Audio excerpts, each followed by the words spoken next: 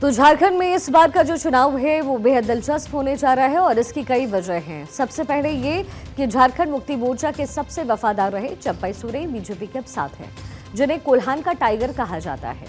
हेमंत सोरेन जब जेल में रहे तब उन्होंने अपनी जगह चंपई सोरेन को ही सीएम बनाया और ऐसे में अब आप समझ सकते हैं कि चंपई का बीजेपी में जाना झारखंड मुक्ति मोर्चा को कितना बड़ा डेंट लगा सकता है।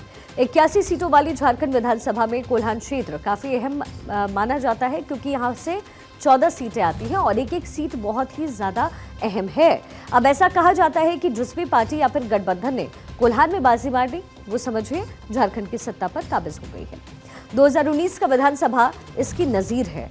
अब आपको बताते हैं कि किस तरीके से।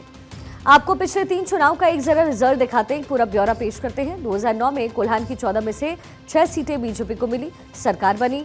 2014 में 5 सीटें मिली, सरकार बनी। लेकिन 2019 में यहां पर बीजेपी का खाता नहीं खुला और सरकार फिर बीजेपी के हाथ से चली गई। इसके ठीक उलट 2009 में कोल्हान की 14 में से सिर्फ 4 सीटें जेएमएम के खाते में आई। 2014 में 7 सीटें और 2019 में कोल्हान की 14 में से 11 सीटें जेएमएम जीत पाई और प्रदेश में उनकी सरकार बन गई। इसीलिए कोल्हान क्षेत्र बहुत इंपॉर्टेंट है किसी भी पार्टी के लिए। अब आप समझ सकते हैं कि झारखंड के रण में कोल्हान रीजन की कितनी अहमियत है।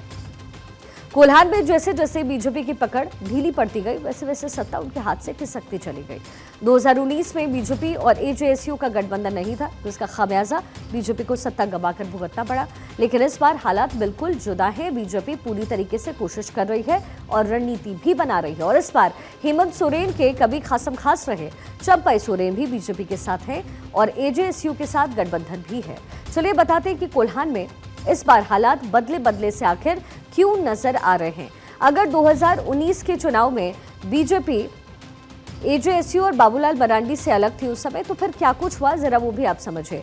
क्योंकि कोल्हान का टाइगर कहा जाता है, तो कोल्हान के टाइगर बीजेपी के लिए क्या सौगात ला सकते हैं। 2019 में चंपई सोरेन जेएमएम में थे, एजेएसयू और बीजेपी अलग अलग थी, बीजेपी से अलग बाबूलाल मरांडी थे। लेकिन इस बार यानी 2024 में जितने भी पूर्व मुख्यमंत्री हैं वो बीजेपी के साथ हैं। 2014 में चंपई सोरेन बीजेपी के साथ, 2024 में माफ कीजिएगा एजेएसयू बीजेपी में गठबंधन इस बार है। बीजेपी प्रदेश अध्यक्ष बाबूलाल मरांडी है। इसलिए 2019 से तक 2024 का जो फिगर है वो बीजेपी के लिए बहुत ही सकारात्मक लग रहा है। और क्योंकि कोल्हान टाइगर कहे जाने वाले जो व्यक्ति है वो बीजेपी के साथ है, तो फिर आसार बीजेपी को यही है और उम्मीद यही कि इस बार झारखंड का रण बीजेपी ही फतेह करने वाली है।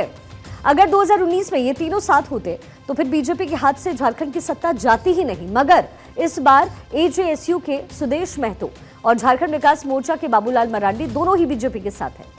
बाबूलाल मरांडी ने अपनी पार्टी जेवीएम का बीजेपी में विलय भी कर लिया है और फिलहाल वो बीजेपी प्रदेश अध्यक्ष भी बनाए गए हैं। इधर कोल्हान के टाइगर कहे जाने वाले चंपई सोरेन भी बीजेपी के साथ हैं। ऐसे में कोल्हान में बीजेपी के लिए हालात बेहद पक्ष में है। ये वो क्षेत्र है जहां की 14 सीटें राज्य की सत्ता की चाबी कहलाती है। लिहाजा इस बार बीजेपी ने यहां पर जेएमएम और कांग्रेस के खिलाफ मजबूत किलेबंदी कर रखी है।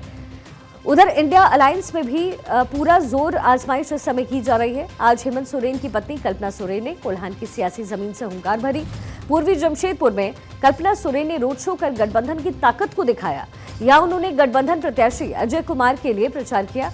उनके साथ ही पूर्णिया के सांसद पप्पू यादव भी खुली जीप पर सवार थे। कल्पना सोरेन ने बीजेपी पर उस समय तीखे हमले भी बोले। अपनी जान की परवाह नहीं की, अपना बचपन अपना जवानी उन्होंने पूरा झारखंड बनाने में लगा दिया। मुझे लगता है कि हेमंत सोरेन जी झारखंड माटी का बेटा है, जो सिर्फ 5 साल में ये दिखा दिया। 5 साल में भी 2 साल कोविड में गया, 5 साल में आपके 5 महीने उन्होंने जेल में काटे। आज 2.5 साल की सरकार में ये काम हुआ है। झारखंड की आवाम से आप जाकर के पूछ लीजिए कि वो किनका साथ देना चाहते हैं। मैं आप सभी को बहुत धन्यवाद करना।